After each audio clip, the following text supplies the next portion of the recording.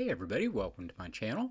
This is Deep Cuts Reactions and my name's Greg, and we've got a lot of student protests going on in the US right now. It's about the war in Gaza. And it's actually fairly nuanced and all that if anybody, gets into it. I mean, I tend to be pro-Israeli, but what's going on in Gaza is appalling. It's just horrible. So there's all these anti-war protests, on campus all over the country. I mean, it's really a big deal. And I'm hearing the same shit that I heard in the civil rights movement, those demonstrations, in the, anti-war movement here in the US during Vietnam, of outside agitators coming in and all this shit, and like I say, I mean, I tend to be pro-Israeli, but it's awful what's going on there, and how can you look at that and not be appalled?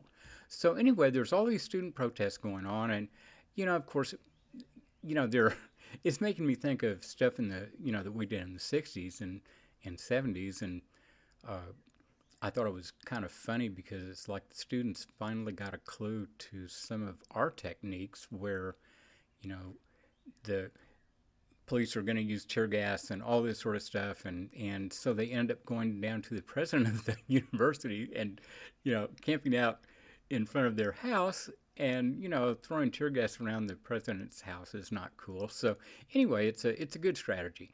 But like I say, it all made me start thinking about the student protests that I was involved with, and a lot of people were. And I don't know what the deal was in Australia. I mean, I know that they fought in Vietnam, and it was a horrible thing for them. I really had no idea, if there were anti-war protests down there or what the deal was. So I got kind of interested in it and started looking around, and found this, which is, I guess this came out in '68, and this is Glen Tomasetti, I believe is how you say it, and it's the Ballad of Bill White, and this is folk music, so it's supposedly a true story too, so let's check it out. In New South Wales there lives a man, a teacher young and true, who would not be conscripted in the ballad of the few. When first they called him up to serve, he went along to court and said, I cannot go against the things I have been taught. Violence leads to violence, and pain and useless tears. Each war has spawned a bigger war these last 10,000 years. Said the judge, would you refuse to fight the strangler of your mother? Come answer this one question now, the court will have no other. I cannot call my enemies a people far away, who've waited now for peace through many a weary night and day. And the day of peace will never come, the terrors never end, if a government says who must be my foe and who my friend. The judge said, William White, into the army you must go. Though your case does not convince me, you in action might be slow. As a cook or as a slushy, as an orderly you'll serve, and help the frontline boys who have a different kind of nerve. An army's not an army except in time of war. Destruction is the purpose it was created for. I cannot help the military, my flag of hate is furled. My work is teaching children of the wonders of this world. His case and his appeal dismissed, then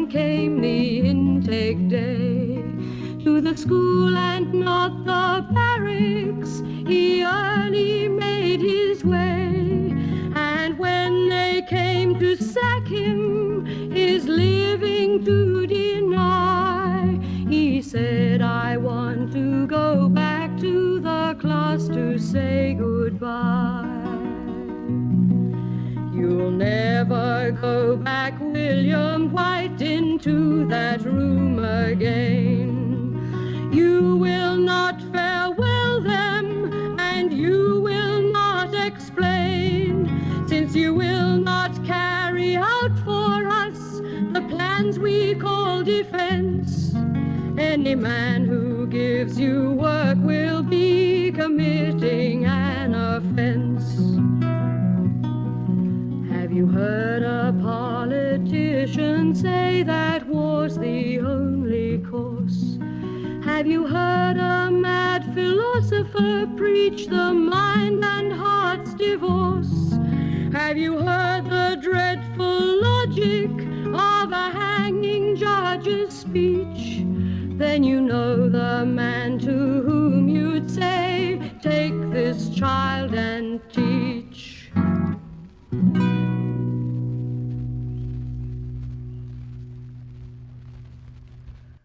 Wow, that was really good. A great song. The lyrics were, I mean, you can tell, yeah, that's a true story, and very well expressed. Uh, great freaking lyrics, man. And the song was good too. You know, just the melody and her guitar playing was very nice, and her voice was one of those classical angelic voices, I guess. You know, I'm thinking. I mean, she reminded me a lot of Joan Baez. You know, just the stylings and all that, and the depth of her voice, the tenor of it. But yeah, that was very good. And like I say, I don't know what it was like down in Australia. Uh, you guys are a lot closer to Vietnam, so maybe it was different. But I don't know. The thing about the conscientious objectors, they wouldn't. In Oklahoma here, there were no conscientious objectors. You just went to war. That was it.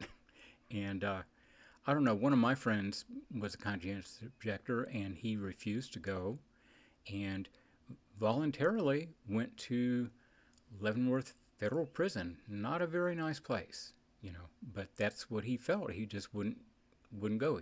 He felt it was wrong for him, and so he paid the consequences and was glad to do it. Glad to pay the consequences.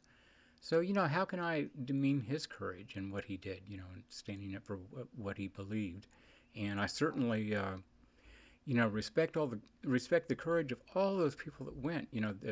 Of all sorts. I mean, here in the U.S., there were a lot of people that were in the military or enlisted because they were patriotic. They loved our country, and as far as most of the average people knew, the government's line and philosophy of the domino effect, in Southeast Asia and all that was valid, and so yeah, they were glad to volunteer. And then there were all these people that were drafted that, you know, maybe they didn't want to go at all, but they went anyway. They didn't have any choice, and I know that here in the U.S., when a lot of them came back, it was pretty shitty. They were treated horribly, and still are. I mean, my God, there's still Vietnam vets that are on the street because they were damaged so much by what they saw and what they did that